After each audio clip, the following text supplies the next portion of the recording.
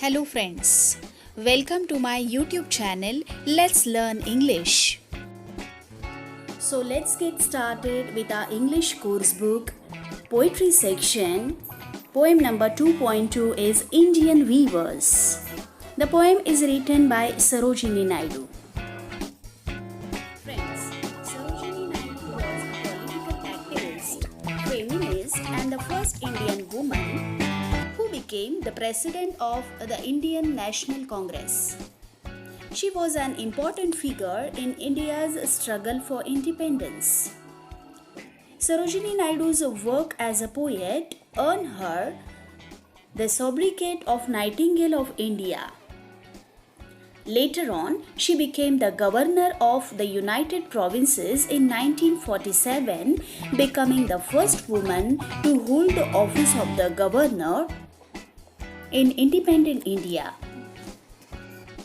So friends, the poem Indian Weavers, which we are going to learn today, is a short poem where she talks about three types of garment that the weavers weave at three particular times of a day. Each stanza of the poem represents the three important events of human life. Birth means childhood, adulthood means youth, and death means old age. The colors mentioned in the stanzas are very significant as they indicate the moods related to the events. So let's get started and learn the poem written by Sarojini Naidu, Indian Weavers. Let's read out the first stanza of the poem. Weavers weaving at break of day, why do you weave a garment so gay? Blue as the wing of a halcyon wild, we weave the robes of a newborn child. Friends, the poem consists of three stanzas having 4 lines each. So in the very first stanza, the poet asks the weavers why they are weaving clothes early in the morning, which seem to be very quiet, beautiful and charming. The clothes are blue as the wing of a halcyon wild. Halcyon is the other name of a kingfisher. The wings of the kingfisher are bright blue in color. And in addition, blue color also symbolizes royalty. Blue color symbolizes something beautiful and precious. Hence, in this stanza, the clothes weaved by the weavers are quite special, and this is why the poet is curious to know about them. The poetess is asking question and the weavers reply that they are weaving the robes for a newborn child. That is, they are weaving the beautiful dress for a young one who has just entered into the world. It is mentioned in the poem that the garment which the weavers are weaving are blue in color. So blue as the wing of a halcyon wild.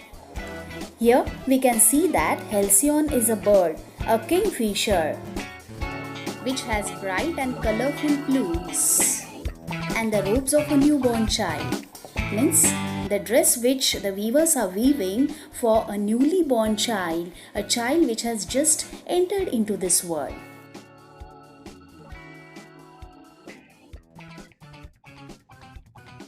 Okay, so now let's have a look at the second stanza.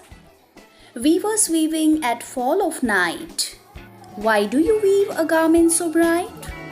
Like the plumes of a peacock, purple and green, we weave the marriage wealth of a queen. In this second stanza, we can see that the poetess again meets the Indian weavers, and this time during the fall of night. Fall of night refers to the evening time or dusk time, we can see, when the sun sets and darkness paves the way. Moreover, it is also the time during which most of the Indian marriages also take place. The poetess again asking the question to the weavers, Why they are weaving a garment so bright like the plumes of a peacock, purple and green? The garment at this time is very bright and full of colors, like the feathers of a peacock during morning time. The weavers reply that they weave the marriage veils of a queen, and this refers to the second, or in the other words, adult stage of the life. During this stage, humans are quite active. They love each other, get married, and quest for a better and prosperous life. The colors which are mentioned here, purple and green, they also symbolize sorrow and happiness, or struggle and ease in one's life, one's adult stage. And all these colors or ups and downs of life make the adulthood bright and colorful. Let's now read out stanza number 3. Weavers weaving solemn and still. What do you weave in the moonlight chill? White as a feather and white as a cloud, we weave a dead man's funeral shroud. In this final stanza, the poet finds out that the weavers are very solemn and still. Solemn and still means they are very quiet and calm. They are sorrowful, grieved and silent at this time of a day. They are weaving something weird in the moonlight chill. That is, in the dead of the night, which is white as a feather and white as a cloud. White as a feather and white as a cloud means they are weaving some garment which is colorless, lifeless. Friends, here the poet fails to figure out what it is. Means what is the cloth that the weavers are weaving at this time of day? And why they are so sorrowful and silent? She's asking what are they weaving rather than why are they weaving? And the weavers reply that they are weaving a funeral shroud. Funeral shroud means a cloth which is put on the dead body of a dead person. So in the final stanza, we come to know that the final stage of life is death. Death which is emotionless and lifeless like a white cloud or feather. So in this way, the life which begins with life, joy and hope ends with sorrow and grief. Friends, the poem Indian Weavers describes the different stages of human life. That is childhood, adulthood and old age. In other words, it tells us about the life cycle of a human being, means childhood, youth and old age. And so the poetess sums up the life of human beings on earth in 3 main stages by using symbols like clothes and times of the day. The journey of life begins with one color, blue, which means joy and happiness. It continues with addition of a number of colors, green and purple, which means sorrows also enter into our life, along with happiness. Life is more active in this stage than in the first stage. Now let's have a look at the figures of speech which have been used by the poetess throughout the poem. There is a figure of speech called simile in all 3 stanzas. The examples are blue as the wing of a halcyon white, like the plumes of a peacock, purple and green, white as a feather and white as a cloud. So the garment which the weavers are weaving, in each stanza the poetess is asking them a question and the garment has been compared to a different thing. The first thing is the wing of a halcyon bird. Then the second garment, the marriage veils of a queen, has been compared to a plumes of a peacock, which is purple and green in color.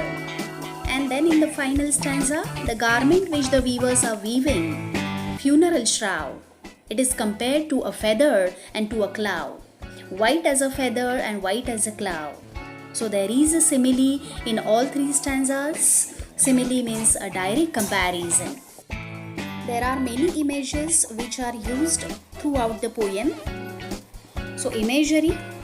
Examples of imagery are at the break of day, at fall of night, blue as the wing, purple and green, white as a cloud. There are examples of figure of speech called metaphor as well. In the first stanza, we was weaving at break of day and we was weaving at fall of night.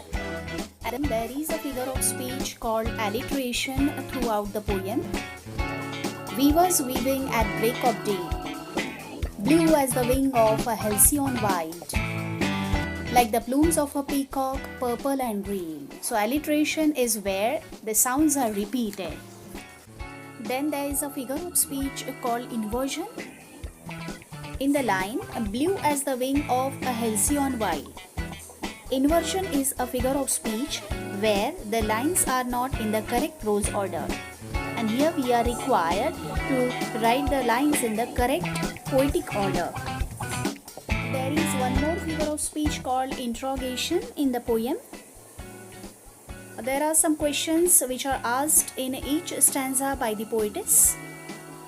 For example, why do you weave a garment so bright? Why do you weave a garment so gay? And in the final stanza, what do you weave in the moonlight chill? Interrogation means some questions are used by the poetess for a greater poetic effect. The rhyme scheme used in all three stanzas is AABB. Thank you all for watching this video based on the poem Indian Weavers. So friends, please press the bell icon. It will give you notification about my upcoming educational videos.